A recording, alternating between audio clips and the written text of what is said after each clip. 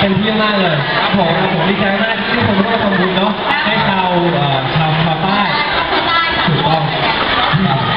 ครับผมแล้วก่อนที่จะเริ่มประมูลกันต้องบอกนะครับว่ากระเป๋านี้มีความสำคัญชี้กระเป๋าชี้ตรงนี้เลยนะเราเป็นผู้หญิงที่รักคนอื่นกระเป๋านี้ที่รักปู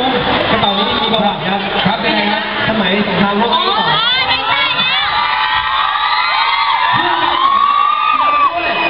คุณเอาไปด้วยไม่ใช่ครับคนที่โดดร่มลงมาค่ะใช่ครับจะเป็นกระเป๋ารอดนะครับกระเป๋าไม่ได้เป็นกระเป๋าที่การใช้ไปเรียนหนังสือนะครับสมัยก่อนที่เรายังไม่มีกระเป๋ากับแฟนคลับแล้วพอแฟนคลับจะได้ปุ๊บแล้วก็ใช้ของแฟนคลับแล้วพอเราเบื่อปุ๊บแล้วก็ทิ้งใช้ของตัวเองอีกทีนึงแต่วันนี้เราก็เอาของตัวเองมาให้ประมูลกันนะครับผมเป็นกระเป๋าที่ไม่สวยมากหรอกครับใบดำโอ้ยเหมือนคนไข่ที่มีอะไรเหรอไม่ใครอ่ะไม่มีตอนแรกก็เลยถือหาเต็มเลยนะแต่ว่าผมบอกแล้วนะครับผมเป็นกระเป๋าเพียวแล้วใครอยากได้เริ่มต้นที่ไหนครับเอาสัก368 บาท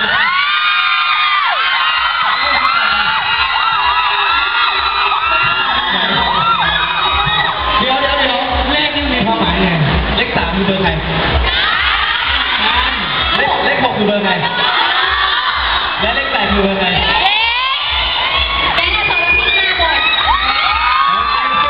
เขาเสิร์ฟทุกเรื่องวันนี้ให้กำลังใจเรียกเลยนะไม่ถูกเลยนะฮะ368 บาทพี่เป็นผิวเดี๋ยวดูอาจารย์ขึ้นแนะนำเลยมาเลยเอาสีโลกแล้วเนี่ย368 บาทครั้งที่ 1เดือนผมมีประโยชน์ต่อนะครับ 1,000 บาทปั่นเลยเสือแล้ว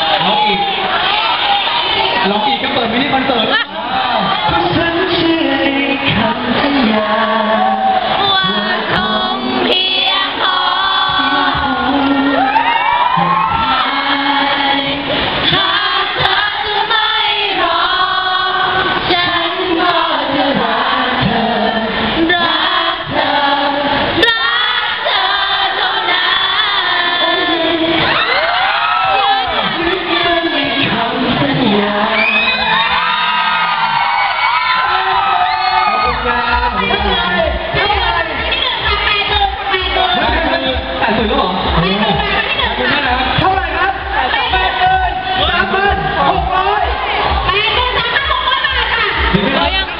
ข้างบนอะไรคะ ข้างบนเป็นไงฮะข้างบนหน้าดำนั่นเครียดนะครับ มีกันอยู่ผมตายกันอยู่ตะเกียบของผมไปมัน5,000 บาทแล้วเนี่ยราคาขึ้นตรงโอ้ยเท่าไหร่จ๊ะ10,000 บาทแต่เราอยู่สูงกว่าครับเราไม่ยอมนะมา9,000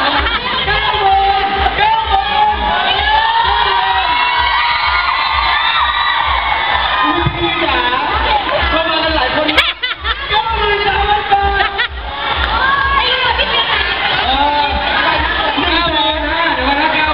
บาทเลยครับไม่ได้ประมูลแหวนแน่นะ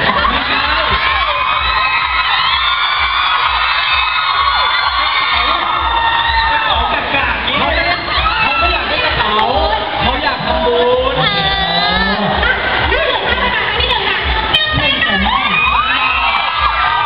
เดี๋ยวก่อนที่วันนี้เพิ่งมาครั้งแรก100,000 บาทขอเก็บไว้ขอรอยหน่อย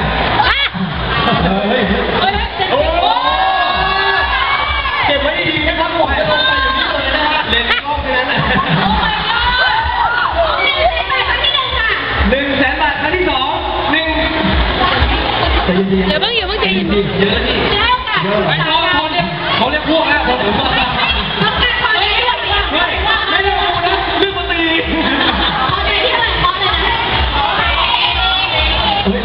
ร้องเพลงอยู่วะอีกนิดเดียวพอแล้วอีกนิดเดียว1,3,860 บาทถ้าเล่นง่ายกว่านี้จะบอกไว้ต่อนะร้องเพลงก่อนหน้าหลังนะร้องเพลง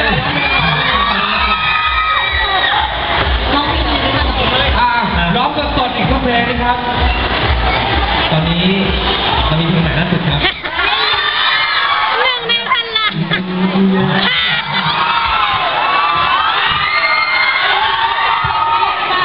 เพลงนี้ดีกว่าผมชอบมาก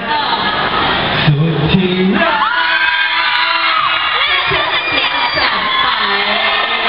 โอ้โหแม่เดี๋ยวได้ไปครับขอดูท่าหน่อยสุดไม่ต้องผีขนาดคอสุดที่รักเท่าไหร่แล้วจ๊ะสุดที่รักเท่าไหร่แล้วจ๊ะ1,30,000 พูดผิดไปตัวนี้นะเมื่อกี้ตะโกนกันใหญ่เลยตัวเดียวนี่หลักหมื่นนะVIP รวมทั้งหมู่บ้าน VIP ยังไงอย่าไปอายเขาอย่าให้อายแจ็คกับรถด้วยตรงนั้นน่ะ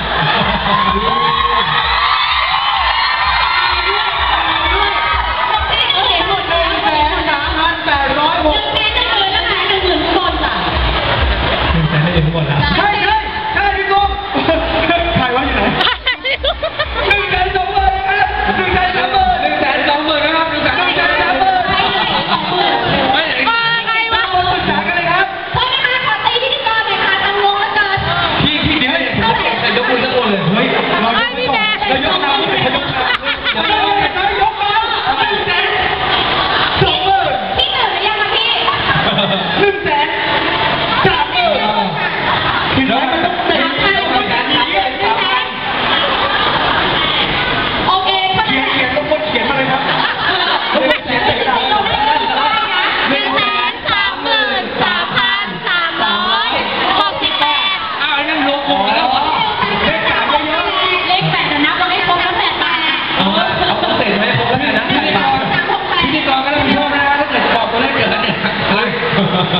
ผมว่า